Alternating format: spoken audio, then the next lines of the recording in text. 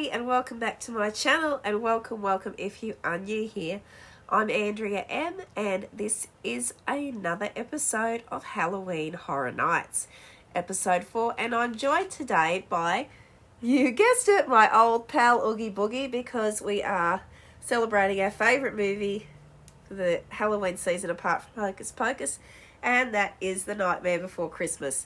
So I've got my Nightmare Before Christmas t-shirt on with Jack Skellington, so I thought who better than to have as my co-host tonight than the beloved Oogie Boogie. And I know Oogie's not very nice in the movie, but I mean, look at this little dude. He's so cute, he's so happy, and he's so excited for Halloween. So he's going to help me with today's story. Now, for today's story, we're just doing one story, and it is a creepypasta from right here in Australia called the Australian Swamp Story. It's quite a lengthy one, so I decided to just go with one story for this week because I've been dying to do this story for Halloween Horror Nights ever since I started this. So I'm just going to read this story tonight, and as always, as the story begins, I will be going to stock footage and AI photos, because I know if a lot of you are like me, you like to listen to a narrator to help you get to sleep at night, or perhaps you're sitting and you're doing some work, or you're doing a little bit of craft, or whatever it is you like to do, some painting, and you just want to listen to a scary story or two. So that's how I'm designing these videos. They're meant to be like, you know, for Halloween, for spooky season, but you can also use them if, like me, you love to just put a scary story on and listen to it when you're going to sleep. And I think I'm going to continue with doing some narration when Halloween is over. I'm actually thinking about maybe getting a second channel and just devoting it to narration, because I do love to read, and I do love the narrators that are on here on YouTube. We have some terrific narrators like Southern Cannibal, Joel from Let's Read, we've got Swamp Dweller, we've got Bad Vibes Storytelling, we've got Raven with all of her different wonderful channels that she reads from. Oh, there's so many that I listen to, Booze and Booze, those guys, and they all do such a fantastic job of their narrations. So if you're enjoying the narrations that I do for spooky season, please go and check out my friends as well, because they're all amazing. And also, they're all involved, most of them, with an app called Chilling as well. I'm not being paid to say anything about the Chilling app, but I decided to give it a plug because it's one of my favourite apps, and it is evolving all the time. It started off as a few of the narrators here from YouTube got together and they made the app, and they do more narration on the app for the scary stories and stuff, but it has evolved to include crackling fires, soothing rain, and they're also evolving into a little bit of film now as well. So if you love all things horror and you love a good scary story or a good scary movie that doesn't go for too long, check out the Chilling app. I can totally recommend it. And once again, I'm not being paid or asked to do this. I just really love the app, and if you love scary stories and narration and you love to read, that may be the app for you as well. So without further ado tonight, I'm bringing you a story from the dark heart of Australia. It is called The Australian Swamp Story, and it is originally from a 4chan thread on Creepypasta. And it was originally uploaded in 2015, and I think it has made the rounds a little bit, but this is my first time hearing the story. Unfortunately, I have not been able to find the author's name of the story, so whoever the author was of the Australian Swamp Story, thank you so much for sharing it with us, and if I ever do find out who you are, I will give you full credit here on my channel. So sit back, grab a blanket. If you are lucky enough to be celebrating Halloween in the Northern Hemisphere, you will be getting to cozy season, hot chocolate, pumpkin spice lattes, blankets, pillows, crackling fires. Here in Australia, we have crackling fires going on in the bush and the swamps at the moment. It's really not the vibe, and I really do miss autumn here in Australia. If I could live in perpetual autumn, if I could be like Jack and live in Halloween Town and it was just autumn all the time, I'd be so happy, but unfortunately that's not reality. And it's very hot in Australia. We are expecting over 100 degrees tomorrow, and I have to go out. So I'm going to be going out very early in the morning and getting my butt home and into my air-conditioned studio here as quickly as I can.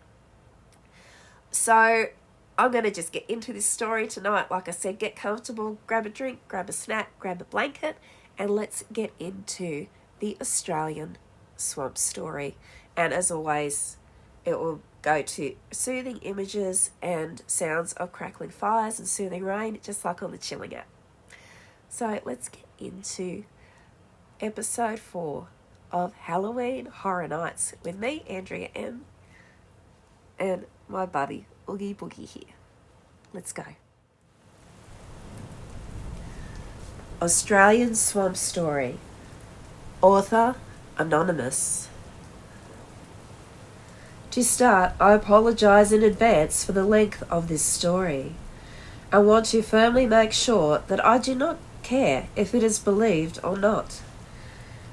If you cannot believe it, I can only say I understand, and wouldn't myself if I hadn't experienced it. It was 3 years ago. I was doing postgraduate study which concerned Aboriginal communities. I was allowed a placement in the Yolngu town of Ramingani in the Arnhem Land, which is a tiny strip of halfway urbanised land that borders the huge bog, which is rather kindly called the Arafura Swamp. The swamp is probably one of the most wild places in Australia. Imagine a country-sized swath of perpetually decaying forest flooded in stagnant, foul-smelling water, and with crocs and ever-present danger. My place was basically a shack, and it was right at the edge of the swamp. It was technically not within the town limits, and actually sat a good couple of miles away along a dirt road. It was an abandoned country house, and I had it all to myself. The back had a veranda that looked out over the great black swamp, with some very impressive views come dusk. And on either side it was enclosed in a dusty circle of eucalyptus trees. I knew literally no one out there, and won't lie when I say it was pretty creepy those first few weeks, trying to acclimate to being more truly alone than I had ever been before. In this old rusty tin shed of a house halfway out of town in a clearing at the edge of the swamp. But adaptiveness is a virtue, and I soon found myself spending my spare time fixing up the place, and even sowing seed out the front and chopping some little trees down. I remember my pride as I felled a small tree for the first time, after hours of panting heat. When I went into town and sold off the wood, I told the folk there that it had taken a lot less time than it really did. They were all well accustomed to hard labour, and it was quite a culture shock when I took dinner at homes that didn't have a television, let alone a computer. People did not all live in exactly what would be termed poverty, as some places were wealthier than others in the typical sense, and there was a real effort at maintaining a distance from some of the norms of outer society anyway. For example, there was and remains a ban on booze that was taken fairly seriously while I was there. So I was sober for a full year, although many hearing the story I have suggested I was drunk, or perhaps even high. The first month or so was rocky, but invigorating, and really kept me going. As I've said, I struggled a bit with the isolation, and having to spend my time doing things I never would usually, like tilling the soil and chopping timber wood. But it was a good detox, and after a while the smell of the swamp got a little less irritating. At first the sounds of the different birds and nightlife damn near kept me awake all night. But in time I learned to distinguish the birds and reptile noises and found comfort in them. On 2 occasions I was lucky enough to hear the booming voice of a croc right near the house. It was real back-to-nature stuff, and by the second month I really got into the swing of it, and had adapted to fully having long periods of time alone with myself in the bush. It was some time this second month that it first happened, though at the time I thought nothing of it. I was sitting on the back veranda on a very warm, crisp afternoon. I was reading, I think, when some time after I became aware of a strange silence. I had to strain my ears for a while, but soon I could confirm that there was only the sounds of a slight breeze, the soft movement of water, and the creak of my rocking chair. The usually all-enveloping choir of birds, bugs, and frogs had at some point subsided. As I registered this sudden silence, a feeling like no other crawled down me, and I actually physically shuddered. It was like my bones were briefly frosted, and I was washed over with an internal coldness and a tingle through my skin. I became very dizzy and thought I might vomit, so I stood up, and in the second that I put my head up, it happened, and was over before I could register what I'd seen. It's impossible to describe how I must be perceived at the time, and all I can say is that I saw a nearby tree, a long, thin, white spear that stood some distance back from and beneath a couple of bigger ones. This tree was like many others. It had shed its branches, leaving just the trunk standing upright. What I saw was this tree twitching rapidly, like it was having a bizarre seizure, before wriggling into place and going still again. No other tree nearby did the same. I doubted my own eyes. Dizziness forgotten, I stared at it for a long time, not terribly scared, but not particularly comfortable either. I could not tell what I had seen, and whether or not it was the side effect of head rush or not. The tree just stood there, still as ever, and I noticed the bird song had come back, and warmth returned to my body. And then I forgot about it for a long time. I had gotten in with a school teacher in the area, and now spent 3 weekdays getting to talk to kids at the education centre. So I was spending less daylight hours at the house.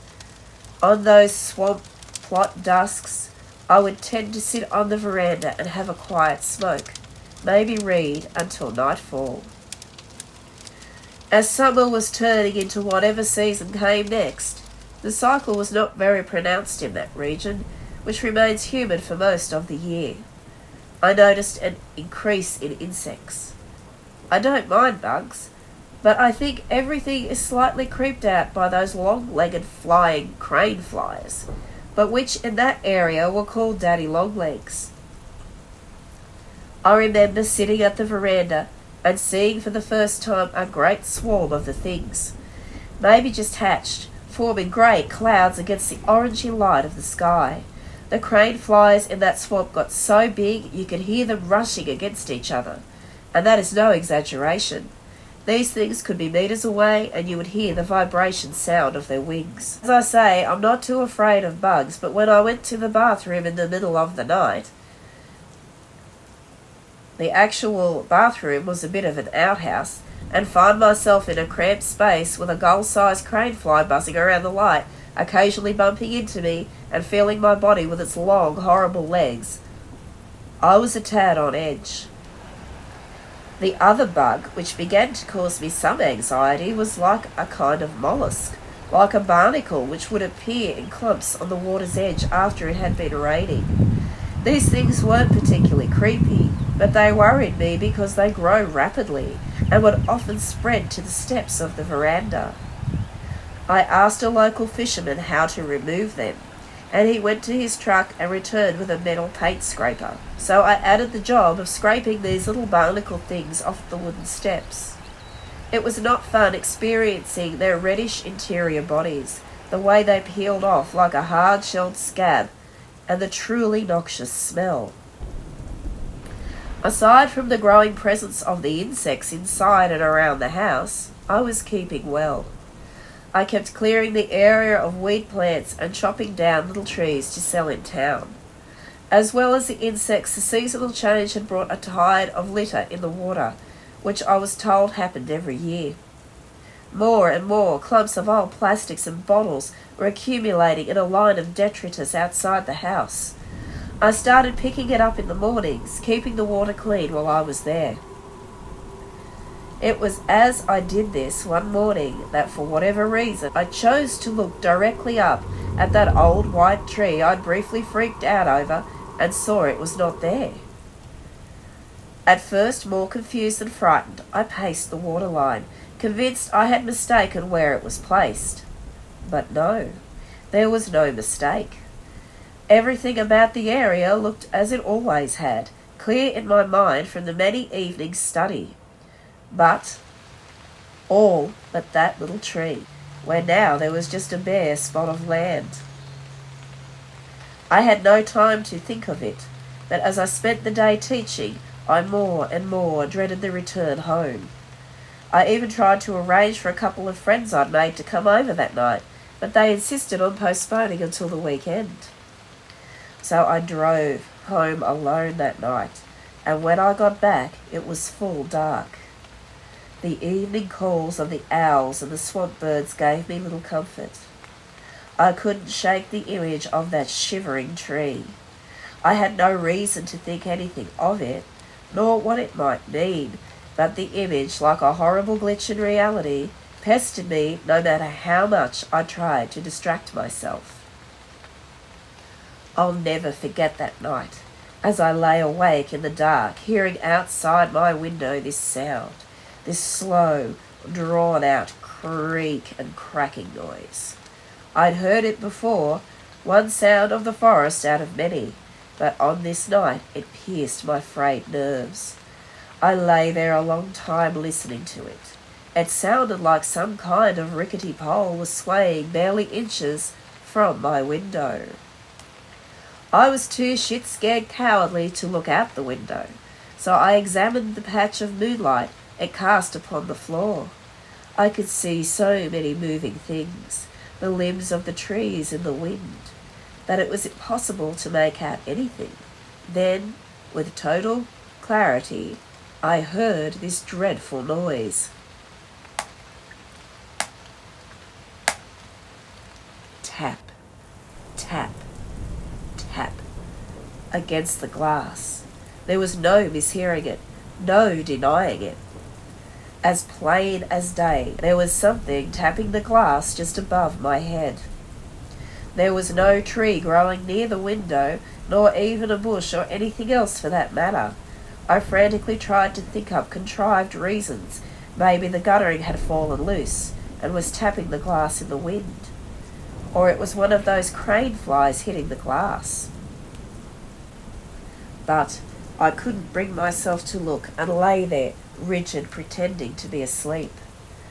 I waited like this for about 20 minutes before the noise faded. It took me a while to work up the nerve to look out, but of course when I did, there was nothing there. After a while, it was easier to convince myself that it actually had been something normal, that it was just a minor thing, and got to sleep. The next day was particularly bright. It was that kind of heat which is thick and palpable in the air, which is saying something given the usual weather. In a way, my memory of the day, revisited so many times, is saturated in heat, like a photo gets dimmed over time left in the light. When I first got up, it was just another day. The events of the previous night and the odd tree were forgotten as I went through the automatic morning rituals. It hadn't gotten really hot yet, and everything was nicely lit. The view of the swamp was gorgeous. Sun behind the canopy seemed to frost every leaf with gold. There was an upswell of bird noise, and I saw a couple of wading birds out for frogs or lizards. They were anticipating the heat of the day. I worked a lot on my study in the morning. After a few too many coffees, I came down with that overstimulated restlessness and couldn't focus on work anymore. continuously looking out the window and finding chores to do. The view at the window was especially appealing.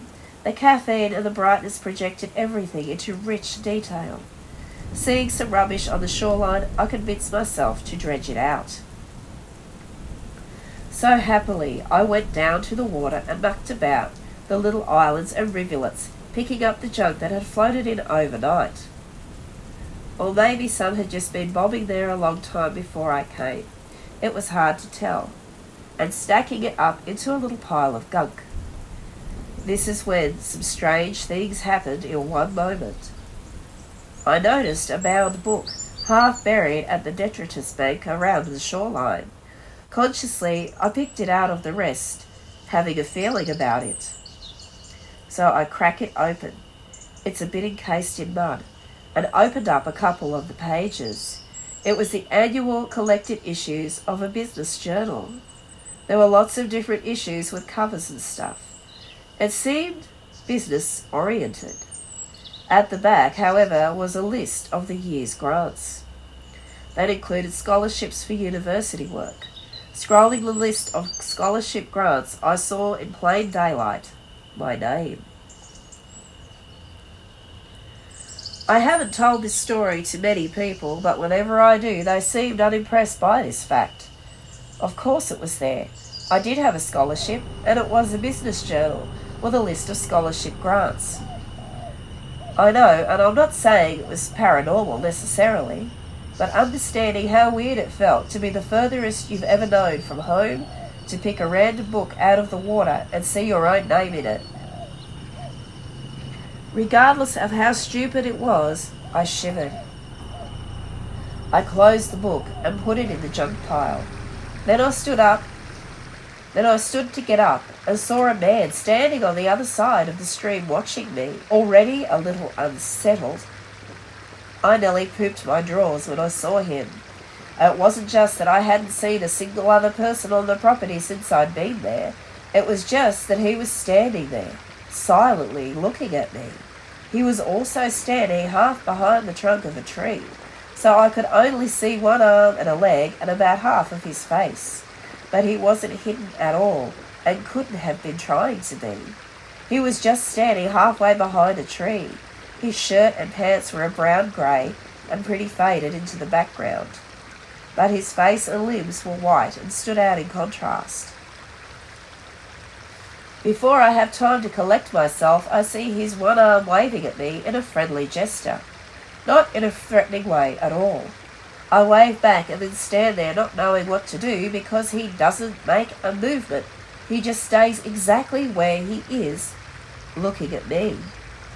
There's no way I'm approaching this guy, so I just wave again, kind of vaguely, pointing towards my house to indicate I'm going inside or something. He waves back, but still doesn't move. So I head back into the house, trying to carefully maintain a steady pace. For some reason, not wanting to walk too fast to give away how rattled I was. Once I dared look over my shoulder and caught sight of his leg, turned back and going into the forest. Slightly relieved when I went back home and locked the doors, I wanted to latch the windows even, but the heat contained in the house was already great enough with them open. The wallpaper glue was visible on the walls like sweat. The isolated events now weighed on me heavily.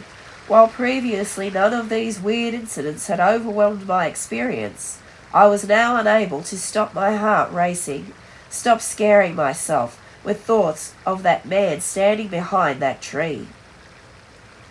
With great difficulty, I calmed myself enough to decide that heading into town was probably the best option. Not trusting the security of the place, I decided I'd bring my laptop.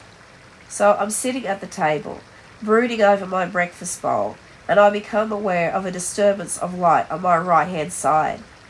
I turn, and holy crap, there is a face, right there. I swore aloud and stood up, nerves on the edge of actually splitting. The face leans back, and I see two arms raised. It's a man. His shirt and whiteness making me instantly aware it's the creep from the swamp. I hear him say, "Sorry, didn't mean to scare you," or something like that. and say he didn't know the place was occupied, that he saw me down on the swamp and was intrigued by a stranger to the place. He asked to come in. I said, yeah. What else could I do? I went to open the front door for him. For a moment he stood on the doorstep, then smiled and gave me his hand to shake, and said, thanks, nice to meet you and such, and then he came in. Up close the guy looked pretty old. He was encrusted in a tan, but clearly white, and his skin looked pretty cracked up and wrinkled in places. His face had a spooky quality. Even though it wasn't particularly stuffed up, it's hard to explain.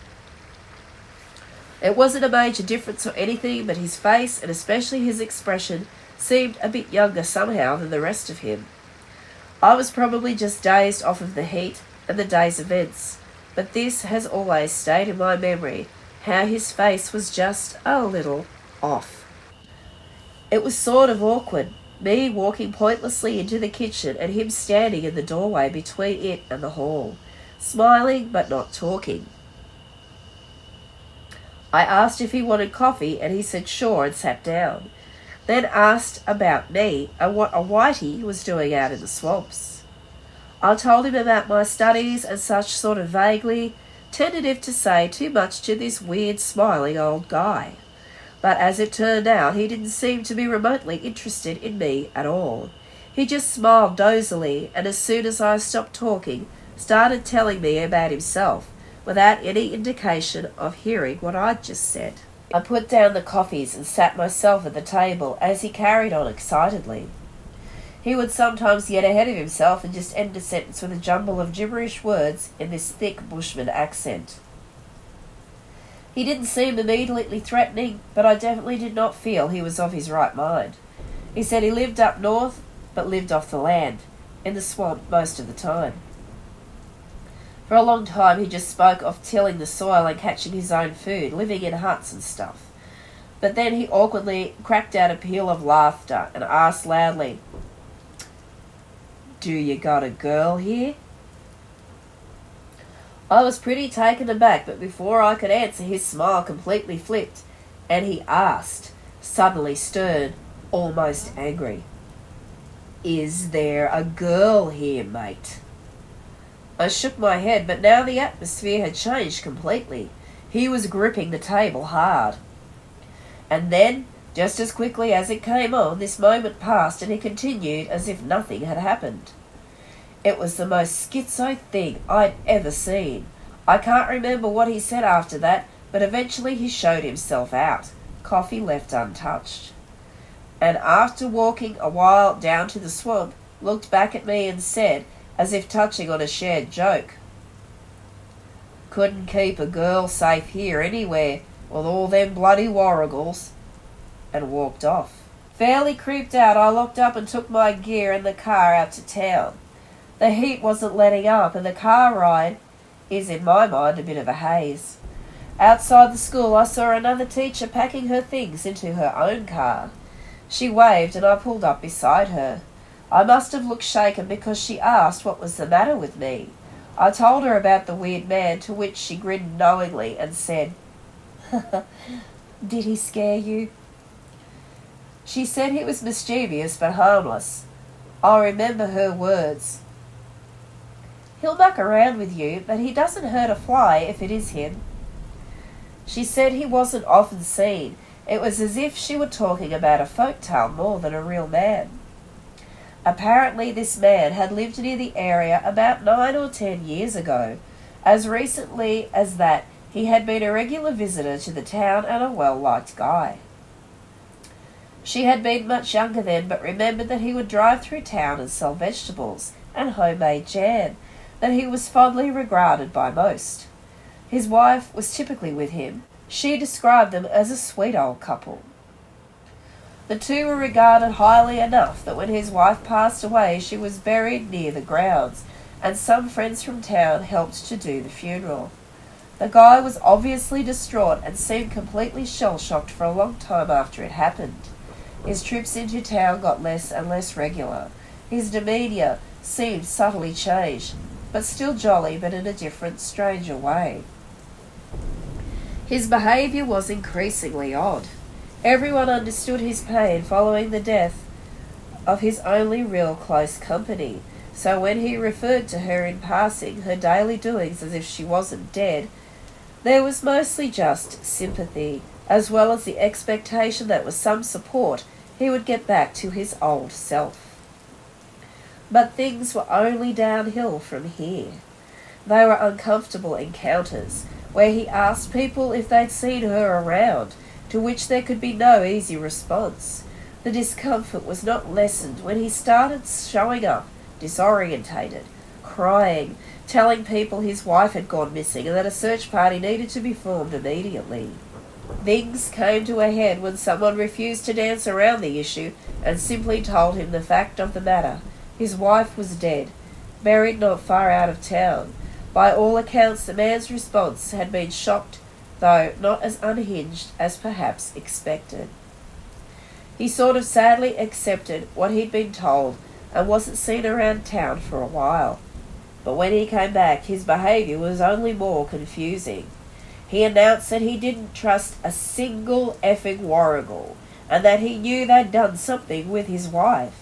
After some drunken spiels against the warrigals and an anger at them having stolen his wife, keeping her captive somewhere, he was strongly dissuaded by some local leaders from coming to the town as he had used to, and seemed to understand because he wasn't seen in the town again. Word spread from some northern bars that he'd been seen drunk as a fish, telling anyone who would listen the swamp warrigals that had tormented his wife in her final days, driving her mad with their mischief, and how he hadn't believed her until it was too late. He was now fully convinced that a tribe had taken her away and were holding her captive somewhere in the swamp. It also emerged that he had lost his house and his car, but he was still seen from time to time at the outskirts of the swamp hunting. Eventually, he wasn't even a regular at any bars, and as the years passed, faded into a half-mythical figure, the mad old man of the swamp. Yet he was real. Sometimes hunting parties from the town would see him, even trade with him, despite his now full-fledged hostility towards any and all warrigals he met.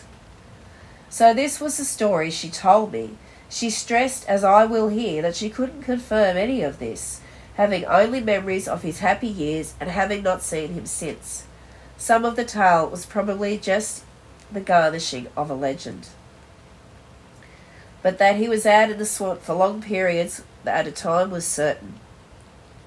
And the hunting parties which came across him always reported that he was convinced of his wife's continued existence, that she was captive to some unknown tribe somewhere in the swamp. Now, this tale left me feeling overwhelmed, exhausted, but nonetheless a little bit relieved. The frightfulness of this man was cut down a fair bit by the patheticness of his story, and I felt a bit sorry for him, but I didn't want to go home for a while and spent some time alone in the town before heading back out. I got home just past dusk, when there was still a faint light about things. But as I tentatively looked around the house, half expecting something to pop out and spook me, I was aware of a greater darkness than usual. It took me a while, but I investigated the windows and found that on those three facing the swamp, there was a growing layer of those fucking barnacle-looking mollusks. It's hard to describe what it was like seeing a cluster of these cramped up on the glass, but if you'd seen the inside of a rock clinger, the fleshy part under the shell, you'd have a good idea. I almost gagged.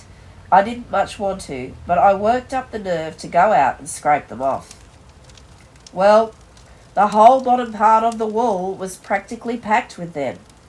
A lot had been there a long time, or maybe had dried up and hardened in the sun, because scraping them off was like pulling teeth, and when they finally fell down, they took a wee bit of splintered wood with them. Darkness settled, and I was still going, working by the indoor lights and my torch. It was only once I'd finished, leaving a sickly, smelly pile of the things at the base of the wall, piles of husks I couldn't be bothered to do anything with, that I realised how late it was, and the deep silence that permeated everything. Little sounds were painfully heightened, enhanced by my frayed nerves, like the tiny drops of water somewhere nearby as a bird or fish or something moved about, and the slight rustling of leaves on a mostly still night. I had the feeling of being watched. Now I was well aware that it was just my mind playing tricks on me, but after the day's events, I couldn't be fucked putting up with this mischievous old man. So I quickly shone the torch across the tree line, fast enough to catch him if he tried to run away. But there was nothing. So I dragged the light along the bank slowly, scanning carefully for any signs of movement. Every sound I heard was him messing with me, and I shook a little. Then, as my grip steadied a little, I saw a cluster of dead vines, or a tree, maybe half slumped, half wrapped around the base of a big old conifer. For whatever reason, I couldn't help but focus on it, something about it seemingly distinctly out of place. Remember, I'd had a long time to get to know the panorama of the swamp, and something uncertain struck me about this white clump. Then, in one horrible movement, it pulled back and went behind the tree. For a moment I could do nothing, paralyzed by fear when the silence was broken by a loud series of creaking and cracking sounds, and I knew something large was moving through the bush. Wasting no time, I bolted indoors, and you can imagine the sleepless night I spent there, damn near peeing myself every time I heard an owl or the house creak. The smell of those fucking barnacles had permeated the house. The smell alone smelt like sulphur, and it kept me up. The tapping from my room resonated into the living room, where I huddled on the floor like a paranoiac. Somehow the crane flies were getting in, and now and again one would land near me, and I'd have to crush it. I remember hearing a sort of clicking sound and looking up to seeing my ceiling coated in the things. As I looked at their black mass of bodies, the tapping seemed to register my pulse, getting louder and faster. I was swearing profusely, scared to look at the windows, trying to ignore the heat and the bugs and the tapping until it was all too much, and I switched on the television. An old set that had still rabbit ears and picked up barely the glitchiest signal, but at least it drowned out the tapping. The screen just showed static and the vaguest forms of what looked like an infomercial or something, but the sound quality was perfect when I heard within the sound of switching it on. Annual scholarship grant has been awarded to a non-anonymous, who will be doing fieldwork up in Arnhem. Congratulations, Anonymous. The words just registered dimly. I couldn't be stuffed anymore. So I just left the set on, and the sound worked for a couple more names before giving out, and giving way to soft static, which I turned up to full volume. The tapping noted this and got louder, beating like a metronome. At this stage I was almost laughing. I felt a bit delirious and couldn't get a grasp on this, if it was really happening or not. Then a different sound beat down the corridor. I heard a loud knock at the front door. I waited in terrified silence. Then came another knock, and then a voice. "Hey, Anon! You home?" The voice was familiar, my friends from the town. I'd forgotten they were coming on the weekend. "Hey, Anon, we're meant to be hanging out, remember?" But why was he over at 3 a.m? "Come on, man, I can see it through the window." I looked up at the big windows, but could see the dark outside. Maybe I could see some vague thing, my friend waving. I looked up at the big windows, but could see the dark night outside. Maybe I could see something, some vague thing, my friend waving, or just the trees brushing each other, or bugs at the window. It was impossible to tell. The thought of letting another person in made me realize the state I was in, the number of bugs on the walls and the ceiling, and that god-awful smell. I shouted out that I was going to let them in, just be a minute. No response. As I scaled the corridor, I noted I couldn't hear the tapping anymore. I flicked on the outdoor light but couldn't make out a thing through the dappled glass on the window of the door. I took the handle and cranked open the big front door, then looked out onto an empty deck and barren front section. I called out if he was there or not. Then, from behind me, I hear the reply. "The other door, Anonymous!" What the hell, I think? I definitely heard him calling from out the front, but at this stage I can't be sure of my own senses, so I just called out that he shouldn't be a lazy bugger and should just come around to the front. A long pause as I stand at the open door. Then, "Come on, Anonymous, don't be lazy. Come around and open the door." At this stage, I feel barely awake, hardly registering my steps, as I move back down the corridor. As I near the side of the house, where I scraped off all the barnacles, the rank smell increases steadily, and I approach the back door and look through the window to see if anyone's there. For a moment, I see nothing, just the bare swamp on all sides. Then I turn to look onto the side of the door and see looking back at me a face so fucking horrible I don't even like to think of it today. The only thing I can compare it to is pick related. I scream and fall back and bolt. The shock left me dizzy and I thought I would vomit. The smell reeling together whatever sanity I had left. I knew I had to board up the windows, lock the door, and wear out the night. As I regained my senses, I had to hold onto the wall, grab onto things, pull myself up onto two legs. Once I did, I was still wobbling on my ankles. The seasickness when I heard the unmistakable scatter of pots across the kitchen floor. I turned and realized I had left the front door wide open, and the heaviness of the heat in the air seems to sink into my pores, and I wade into the corner across the back door. The chills that ran down my body were palpable. I couldn't have made a sound if I'd wanted to. I was entirely fixed on stilling myself and listening with almost morphine clarity. The adrenaline, I guess. Then again the clash of disturbed cutlery, and the slow wheeze like a choked inhale. When it was silent, and I could still barely contain body shivers, my mind wasn't processing a thing but for the noise from the kitchen. It registered the cold impression of the door handle in my palm, and wouldn't dare turn it if it creaked. Then a soft crunch, like of skin pressing against the door. I saw something white breaching into the corridor, and again the low wheeze. Leisurely, the small round eyes swiveled and looked right at me. I fucking bolted it through the door. A flash of white through the windows, running for the open door. I burst forward blindly and ran, and not knowing which direction or from where. I couldn't afford to care as I was heading straight into the swamp. The idea of turning back for the car, of going around the house, was, once I'd started running, a debunked option. It didn't even occur to me.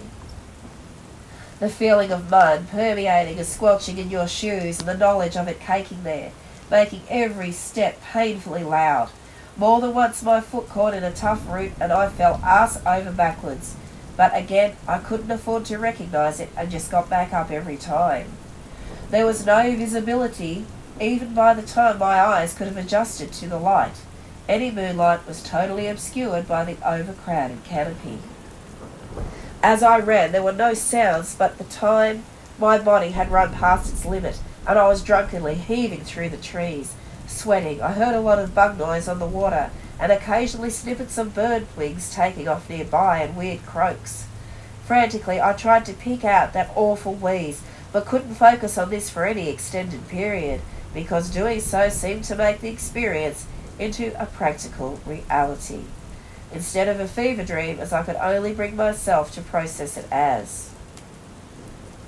There came a time when I wasn't even moving at speed, was a sweated out mess, borderline unconscious and soaked in mud, but there was no sign by which to gauge where I was, only the huge figures of the trees around and the lumpen mess of the swamp.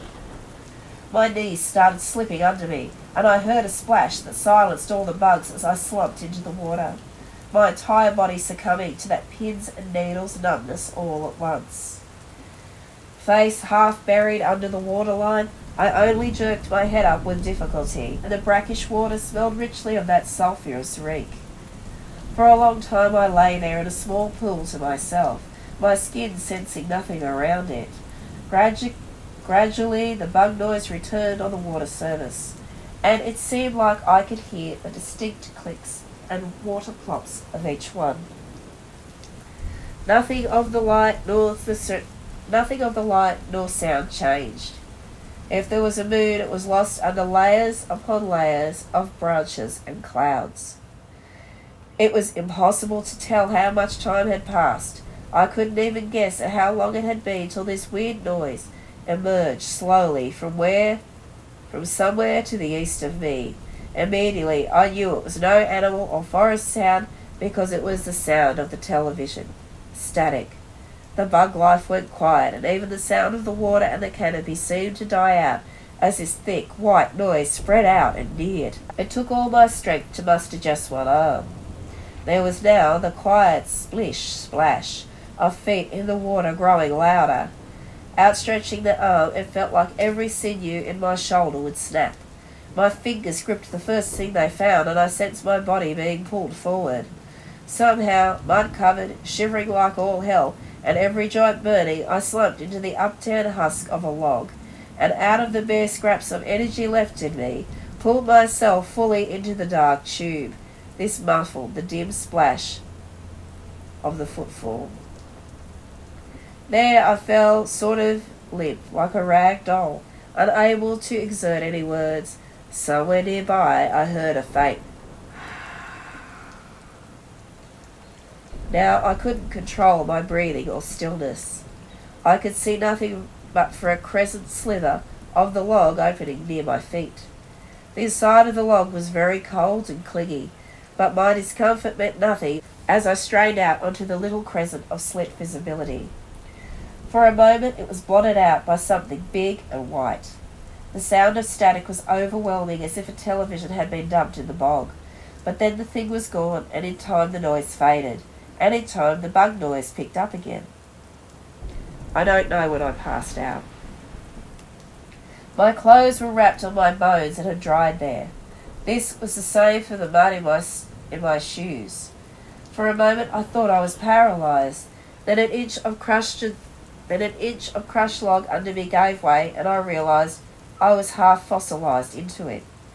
My eyes were so encrusted with dirt and gunk that at first they wouldn't open, and there was a dull stinging as I peeled my eyelashes apart, and the full light of sun burned through, overwhelming my senses. It took a little while to realize that I was awake and where I was. The compost odor of the log's interior and the brushing sense of things moving around under me and certain wet objects winding slowly through my hair alerted me to that. The feeling of worms feeling across my scalp, curling at the roots of hairs that should have made me want to carve all my hair out. But there was no way to think about this, which made sense to me anymore. I wanted only to pull myself out of the husk and go back to the house. I knew I had to pack my things and not return. There was no recovering from this, yet at some level I knew how truly lost I was already, and how hot the day was, and how parched my throat and mouth was. My retinas were burned ragged with the heat and too little sleep. As I lifted myself up, bending my knees and dragging my body out bottom first, I noticed something different under my arm, a distinct lack of feeling in my armpit. As I peeled myself out into the shallow pool of light last night, shedding spiders and worms falling out of my hair, I examined myself. There are a lot of cuts on the arm, and when the mud was scratched off. But then I lifted the arm up, and this time there could be no calm. I screamed aloud again and again when I saw the whole of my armpit overfilled with a great hardening cluster of barnacles. I screamed so much I was dry heaving and fell on my knees into the water. In a moment of panic distraction, I forced myself to notice how the pool reflected the blue of the sky exactly. Without the blackened trees, the scene would appear would appear like two intersecting planes of sky and glass. The feeling of all those thousands of little shells forming piles in my pit, and the little islands of them that filed down my arm and in the dips of my ribs, concentrating myself, improving a gross curiosity, I took my hand to the rock-like outer surface of the main lump and gritted my teeth as my nails scraped down, catching on some gaps and prying them off as hard as I could. There was a loud crunch, and a lightning bolt of pain struck my side, causing me to reel over once again. A crack had appeared in the lump, which was the pinky end of the inner goop. But I couldn't shake the awful source of that pain, the feeling of their thin little roots pulling and popping in my skin. Finally, I vomited. The numbness of it was now overcome by a hyper-awareness of all the little roots spread out in my meat. It took my all just to push past the sensation to find a rock. With the rock firmly in hand and sweating hard, I brought it down once, twice, again, on the mass. Each time it cracked and popped, but the pain worsened and the throbbing, horrible awareness of all those roots only increased, like they were clinging in harder than ever. Somewhere through the trees, the smell of smoke, and I'm moving towards it at full speed, delirious. There's a whisper of a crackling fire, and all I can do is follow desperately. The emerald light of flames burned through the air, and the rich smell was so reassuring that for a moment I forgot about the horrible things in my body. I stumbled out of the conifers into a small clearing, which looked like a drain patch of bog, where could be seen a crude sort of timber hut, looking hastily assembled from a few small trunks, offering little cover. But the fire was burning only a few metres off, unshielded, from a pile of dry twigs and leaves, with no regard to the hut. Then my eyes were drawn to the outer rim of the clearing, marking its boundaries against the water. There had been erected several sharpened pikes, each adorned with the black faces of rotting animals.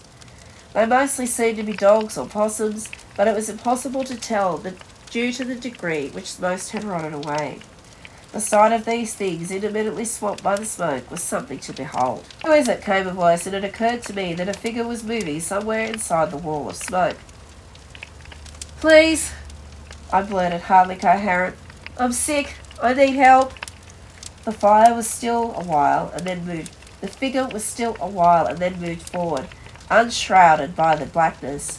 I recognized immediately the bushman's old young face, at first unsmiling, squinting, then beaming, alert, and wide-eyed, on seeing me, as if to say, "I'm so glad you could make it." Here my memory falters. I know, as I collapsed a few times, maybe fainted because the old guy told me so. To this day, I can't remember how he got to his hut, or I was splayed on an unstable stretcher bed and told to be still while he got something. Next thing I know, his dry old fingers are pressing something into my mouth. Pills, and I swallow automatically. Then while his fingers are in there, they sort of wiggle them about. They tasted like shit. And he starts hooting with laughter. Then a drink bottle nozzle, a drink of water to wash them down. I asked what it was, and he busied himself with something in a bag for what seemed like almost a minute before announcing, "Tramadol." As the painkillers took effect, I drifted in and out of sleep. When once or twice I woke, it was to see the man crouched at my side, working hard on my armpit, and a dull scraping sound, but no feeling whatsoever. At his side I caught sight of the ugliest looking dog I'd ever seen in my life. It looked like it had crawled full form out of the swamp matter, its body either wet or hairless, looking like black mats of folded leather. There was a loud noise of blunt objects grinding against each other, a sick pucking sound, and then the slow of the length of roots being dragged out, some snapping off halfway out, where they dangled limp from the bloody little holes under my arm. The sight made me nauseous, and I looked to the dog, its grisly mouth unfolding in a friendly smile, as it dropped the bulk in its hand, as he dropped the bulk in his hand into a bucket, where he hit it with the soft, hard, wet sound of a hammer on a bunch of eggs wrapped in a wet towel. Promptly tail wagging, the dog Promptly, tail wagging, the dog dipped its snout into the bucket, emerging seconds later, panting here, with the limp threaded mass in his jaws, its thick saliva running with the blood as it crunched it up, and in painful-looking gulps began to down it. And as it did so, I noticed how its gums were crowded with little dried-out hole scars, and I passed out. I came to sometime later that day. The shadows were slanting at a new angle, making deeper shades. It seemed to be late afternoon. The day was still boiling, but a strip of grey clouds hung in the otherwise abandoned sky. A constant stream of wetness poured out of my bare chest and arms, and I could feel it pooling underneath me. Groaning, I moved onto one arm and nervously looked at the end results. There was a lot of blood and dirt and no bandages. There was also a series of small black holes crammed in my flesh under the arm. The hair, it seemed, had been uprooted with the stuff, each leaking a little stream of blood, baked into a light crust in the heat. A couple still had small roots hanging out of them. Teeth gritted, I pulled these last remaining ones out, all too sensitive to the feeling of their wet length peeling out, and the cold of the air on the nerve endings and exposed meat of the newly excavated hole. As I leaned on the arm to sit up, I felt the ungodly sensation of the hole stretching open and taking a collective gasp of cool air. But the fever seemed to be fading somewhat. I wanted to thank the man, but he was nowhere to be seen, and I was too weak to call out for him. But I saw the prehistoric-looking dog was still at my side, panting happily. I put my hand down and rubbed the side of its face. Then when it moved closer, I patted it slowly. It panted and salivated. The shadows grew longer and I managed to pull both feet out of the bed, leaning at the waist to pat the dog, which was loving it. It was the closest I'd had to a normal experience in so long that this simple activity felt like the greatest comfort in the world. Then the man stooped in, grinning badly, and asked how I was doing. I told him good and thanked him profusely. As with the previous time, he seemed to zone out, just wanting to say his piece. Unceremoniously, he thrust me a plate of ill-smelling meat chunks, as if to shut me up. I was, and am to this day, still a vegetarian, yet that rancid meat will probably always stand out in my mind as one of the best meals in my life. "Glad I found you," he said more than once. He spoke in the same hurried pace as last time, if not more. He seemed to not want to discuss my health or how he removed the barnacles, opting instead to give me a long spiel on the fucking warrigals. However, as he went on, it was clear he considered the barnacles just an extension of the warrigal phenomena, some kind of tactic they used or form they took. But it wasn't even that clearly defined. He connected patterns with all the enthusiasm of a conspiracy theorist, all the time chucking his dog little chunks off his plate and eating none himself. Somewhere in the distance a series of whoop sounds hollowed. My ragged nerves demanded I jarringly stick out my head in that direction. The old guy just went on talking. I observed that the sky was quickly becoming more overcast. They were getting trickier, he said, but the end was so near. I asked how far it was to town. He didn't hear or care and gave me a stern look as he knew he was close now. He'd found pictures of her, he said, and his eyes lit up. He pulled 2 mud-caked volumes from his bag and, with practice flipping, opened them to the pages he wanted to show me. I examined them. One was an old etching or photograph. It was hard to tell. The other, a Woman's Weekly magazine from a few years ago. In each, he had drawn a hard circle around a face in the background. In both, a woman, though clearly not the same person. But I nodded regardless and said, "This is your wife?" Now he stood up, his plate crashing on the floor. "How the hell did you know that, eh?" he yelled.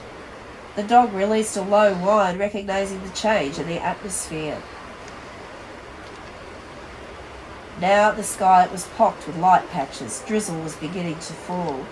Improvising out of fear, I said that he told me all about it in my house the other day, and repeated what I'd heard from my friend in town, but as if I wholeheartedly believed it. As he listened, he seemed confused, then weak and almost apologetic, and sat back down, picking up the plate and continuing to feed the dog half-heartedly. Yeah, I didn't I? He mumbled, convincing himself as he spoke. I realised that he did not know how many days had passed since we met and struggled to bring the memory into clear focus. His face a picture of frustration. Then a light moved across his face, and he was back to the big smiles and frantic speech. They had her in a glass vault, he said, in the middle of a carving out in the dry patch of woods. They used rituals, didn't play by our rules. They were, as he said, disgusting, so disgusting. As he said this, he threw pieces of meat into the dog's mouth faster and faster. At first I thought she was just getting old, seeing things, he said. But then we found footprints heading into the house, none leading back. That's when we knew they were coming for her, and now they want me. They want to draw me out, luring me with these pictures. He produced more magazines, with almost every page showing a circled woman's face. He went on and on about how they disgusted him, about how the only way to get her back was to play their game, however long it took. Then he kept returning to disgust, how much they disgusted him. The rain beat harder and harder, dripping through the wide spaces in the roof of the hut, and it seemed to push him deeper into the spiral he was on, of talking about his disgust. Once he'd said he couldn't shake it, and it seemed to be unable to contain his disgust. Then he grabbed the dog's snout and yanked hard, its head first towards me. See that? He shouted over the rain, thrusting the whining dog forward. See what they do? Forcibly, impervious to its attempts to wriggle away, he pulled its lips up and pointed to the hole-ridden gums. See? He screamed, now more worked up than ever. The rain was splashing through quite strong now.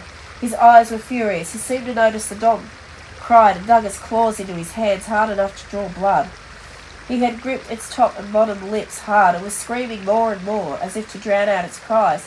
See what they do? As he pulled the top and bottom jaws wide open. No, I said weakly, as there was a little crack, and the dog gave a howl of pain and began wriggling harder and faster, battling its master's hands incessantly for him to stop. But he only pulled harder.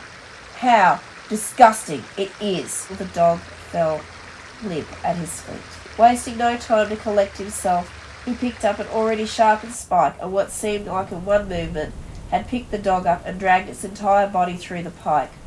Only so the tip announced itself above the split jaws. I wanted so badly to believe it was dead, but as I looked, I saw one eye flick down to meet mine and had to look away. As if reading my mind, with gradual return to his vaguely sad confusion, they have to be alive for the rituals. He shuffled out of the hut, bearing the pike on his back. I knew I had to escape, but the rain was only getting worse, so I went out foolishly to observe his efforts in clearing the ground and drilling the base of the pike into the ground, establishing one more totem. I noticed a sense of something about him. He let go of the pike, the rain running down his scruffed beard, staring out into the forest. I followed his gaze past the line of conifers and overlapping walls of mist just in time to see it, a huge old pine bending at the middle, shaking slightly, move, almost bounce back into place, shedding a coat of water into the air. Then the tops of the trees, huge trees, rustled with the movement of something pushing them apart. As we stood under the fresh pike, there was a roll of thunder from the woods, not thunder, a higher noise, like metal plates ground against one another, followed by a set of huge impending thuds that sent vibrations up my legs. Under the noise of the rain that I was aware of the sound of thick static, and started backing into the hut. The old man stayed out in the mud and the rain and began shouting things I couldn't hear. There was another deafening groan, and a dark shape pressed through the high tops of the trees momentarily. The old guy was at the wall now, picking something up, a rifle. There was a click, and then immediately he fired. "Come on," he was screaming. "Come on, you buggers!" There was another shot and another. The tectonic groans came more and more, and the trees were being bent and pushed by something massive behind them, and the old man screaming at them in the rain to show themselves. "Where is she?" he screamed, face red and wet, saliva streaming from his scarred mouth as he hollered, releasing a volley of shots in all directions.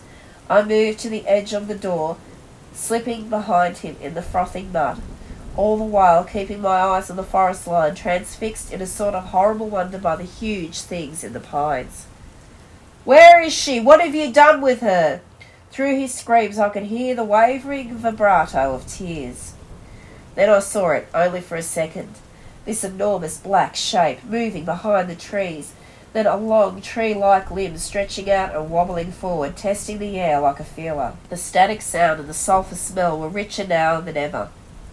The air felt electric. Two more stood at full height and were taking ground-shaking strides towards the hut. One snapped its lump of what I supposed was a head right down, and I caught sight of two white eyes. Too much for me, I turned and fled. I stumbled in the rain and cracked my bad ribs. Pulling myself up, I hobbled off as fast as possible, hardly able to see through the rain as volleys of faraway bullets exploded against the deep tectonic scraping of these huge things. Over the top of it all, the man's wild voice screaming its lungs out, "Where is she? Where is she?"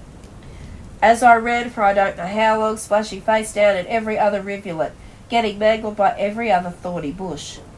The landscape was totally changed in the rain, overflowing with little waterfalls and the nervous swaying of old trees in the wind. The commotion was overwhelming as I crashed my way through the dense brush. I became alerted to some calls coming from not far off. It was my name and my friend's voice.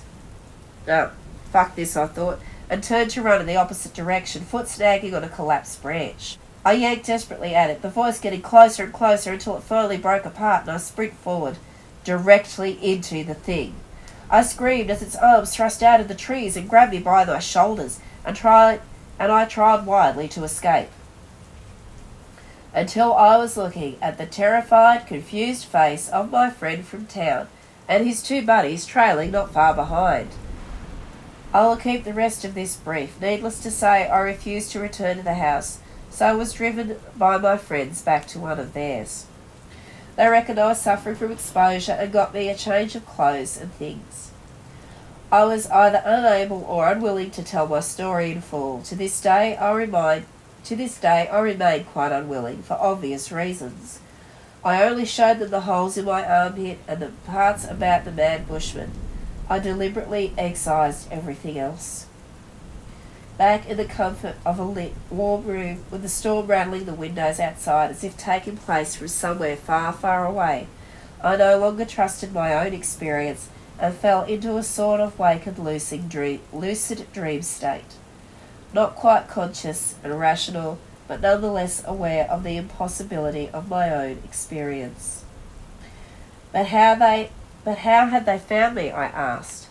They exchanged odd, worried glances when I was told this story. "We went to yours at the arranged time. We got there, we saw all the windows and doors were locked, even though it was sweltering, so we knocked at the door and got no reply. We figured you had just gone for a walk or something, so sat on the front porch step smoking smokes and cracked a few beers. A full hour passed and we decided to get up and go. Right as we did so, though," here he paused, obviously uncertain how to retell this next part. "Well, someone shouted from inside the house saying you weren't home." I was awash with full-fledged body shivers as he said those words. Well, we thought, what the hell? Seeing as we'd been there for an hour, and only now this guy decides to speak up, we asked who it is and got no reply. So we knock again, and this voice coming from directly behind the door says you've gone into the swamp. We keep asking questions, asking to be let in, knocking at the door, but got no more responses. At first we thought, well, this was just you pulling a prank. But as the rain came in, figured we ought to at least check just in case. I let this information sink in. Then I asked, what did they think it was? Why did they think it was me pulling a prank? Then I asked, why did they think it was me pulling a prank? Why would I do that? Now the mood got really awkward and many more glances were exchanged. Well, said my friend slowly, looking into my eyes, well, the thing is, it was your voice. The next few days were spent recuperating. My friends said they would put me up until I found a different place. But it was clear now I couldn't continue here. I was no longer myself, didn't act the same, seemed rattled out of my own persona. And I knew the popular consensus was that I had gone mad. I got looks in the street, but I didn't blame them. When I resigned from the teaching position, it seemed a relief to the other staff. I guess word of my descent into madness had spread fast. Only my friends who heard for themselves the unexplainable voice believed me. They were good to me in the following days, returning to the house I was never to go back to and collecting my things. 3 weeks later, I was driving back home to a family who cried a lot and kept saying I would get better, more for their own sake than mine. But I did get better in time. I kept in touch with the friends I made there and completed my thesis on the back of the short experience I'd had. I won't bore anyone with the details of my reintegration period except to say that it was hard and ongoing. There is only one more thing to add. It happened as the place was being emptied of my stuff. One of those people who helped was the school teacher who'd been so kind to me, and like the blokes who found me out in the woods, didn't treat me like a nutter. She said, in almost passing for some reason, though I'm certain she was aware of its full meaning, she said, "You know, it's no wonder you came across the old swamp bloke. That place you were staying in was the house where he and his wife used to live." And that concludes a rather long and spooky story for Halloween Horror Nights Episode 4. Until we meet again, friends, sleep tight and pleasant dreams.